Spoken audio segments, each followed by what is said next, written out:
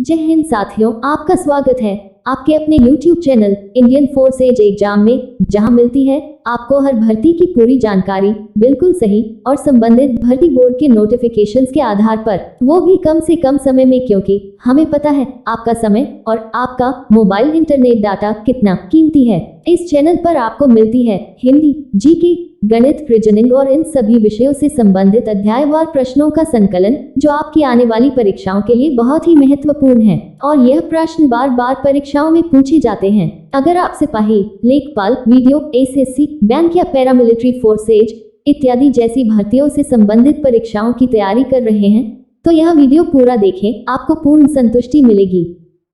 Indian forces exam, जिसका संकल्प है आपके सपनों को साकार करना। क्वेश्चन नंबर 1, भारतीय राष्ट्रीय कांग्रेस की स्थापना कब हुई? ऑप्शंस हैं ए 1885 ईस्वी में, बी 1895 ईस्वी में, सी 1865 ईस्वी में या फिर डी 1890 ईस्वी में। तो इसका सही जवाब है दोस्तों ऑप्शन ए 1885 ईस्वी में।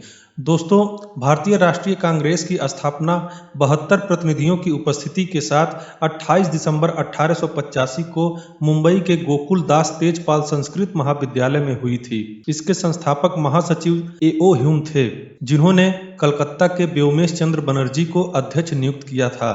अपने शुरुआती दिनों में कांग्रेस का दृष्टिकोण एक कुलीन वर्ग की संस्था का था।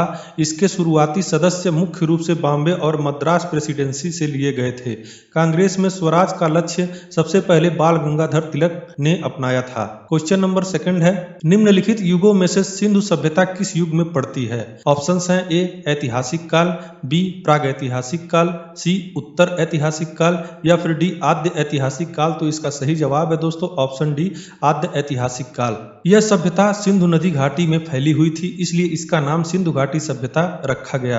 प्रथम बार नगरों के उदय के कारण इसे प्रथम नगरीकरण भी कहा जाता है।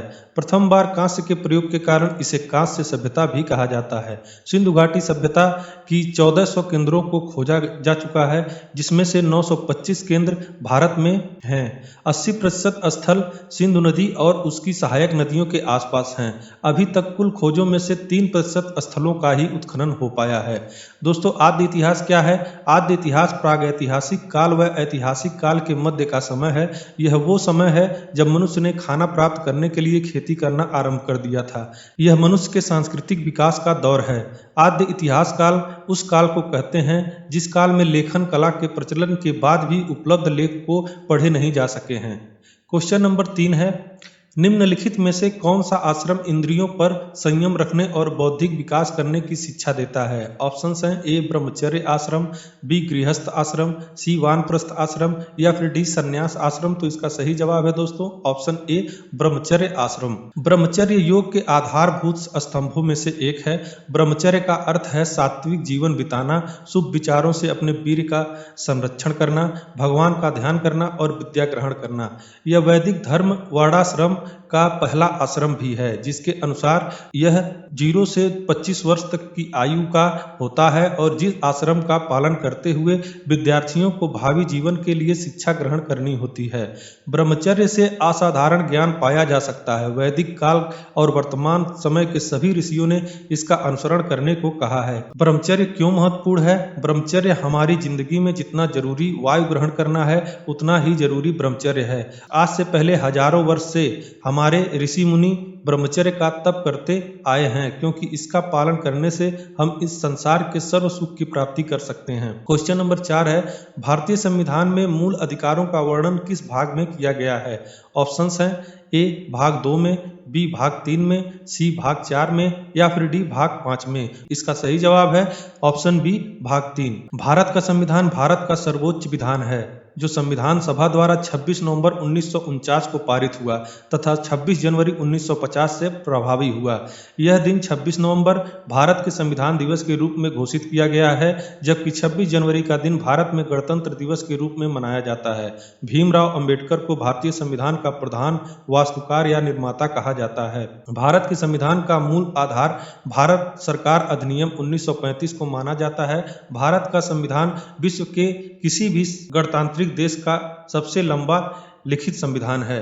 मौलिक अधिकार नागरिकों के अधिकार हैं और इनको अमेरिका संविधान के बिल ऑफ राइट से लिया गया है। इन अधिकारों को मौलिक मानने का कारण यह है कि इनकी उपस्थिति एक व्यक्ति के लिए आवश्यक है ताकि वह अपनी शारीरिक, बौद्धिक तथा आध्यात्मिक क्षमताओं का पूर्ण विकास कर सके। क्वेश्चन नंबर 5 है, संसार का सबसे बड़ा फूल कौन है?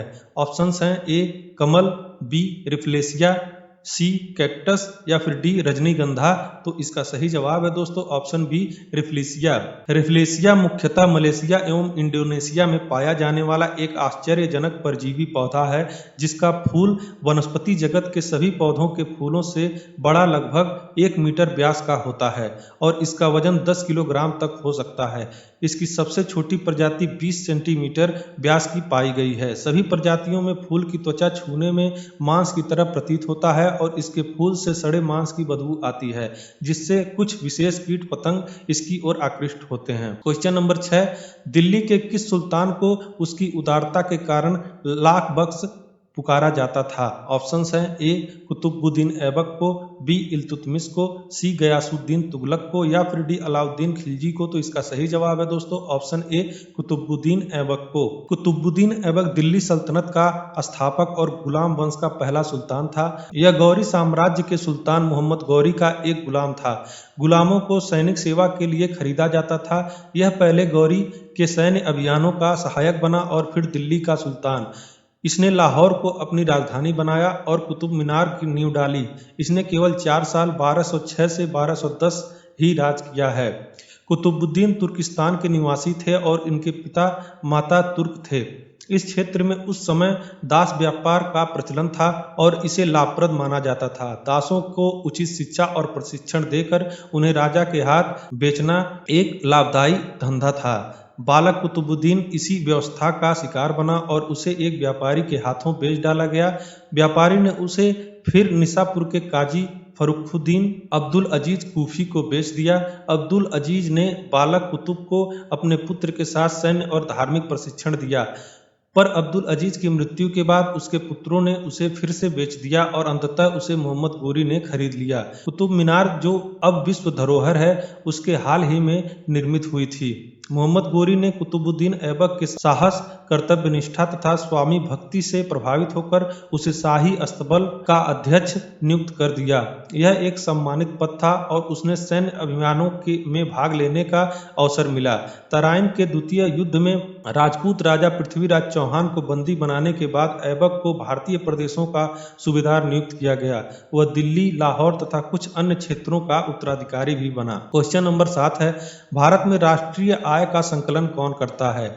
ऑप्शंस हैं ए योजना आयोग, बी वित्त आयोग, सी भारतीय सांख्यिकी संस्थान या फिर डी केंद्रीय सांख्यिकी संगठन। तो इसका सही जवाब है दोस्तों ऑप्शन डी केंद्रीय सांख्यिकी संगठन। केंद्रीय सांख्यिकी संगठन यानी सेंट्रल स्टैटिस्टिकल ऑर्गेनाइजेशन भारत में सांख्यिकी गतिविधियों के समन्वय एवं सांख्यिकी मानकों के विकास एवं अनुरक्षण हेतु उत्तरदायी संगठन है।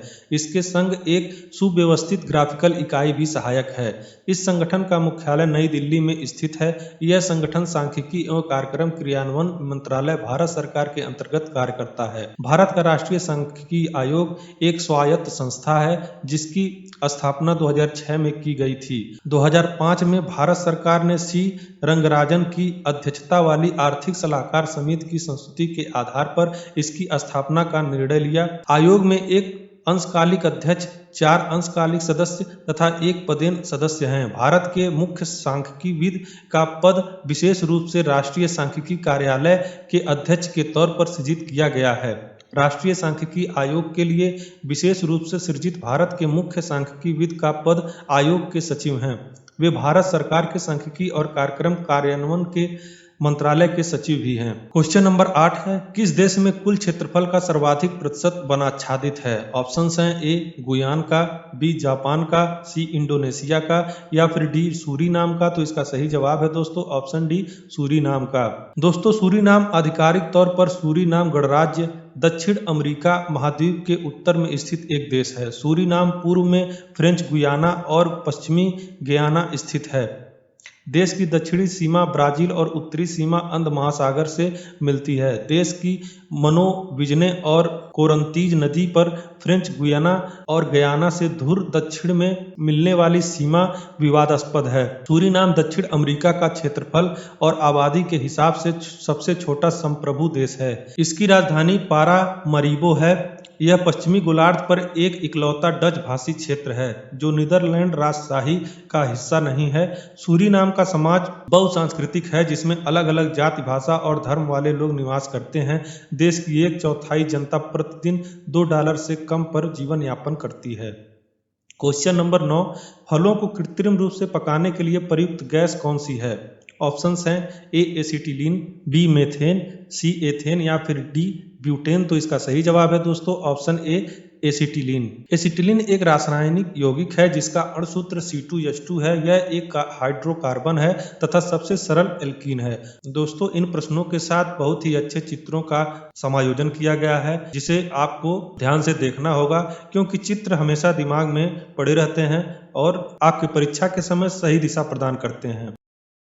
फ्रेंड्स आई होप कि आप लोग को ये वीडियो अच्छी लगी होगी और आपके काम की साबित हुई होगी।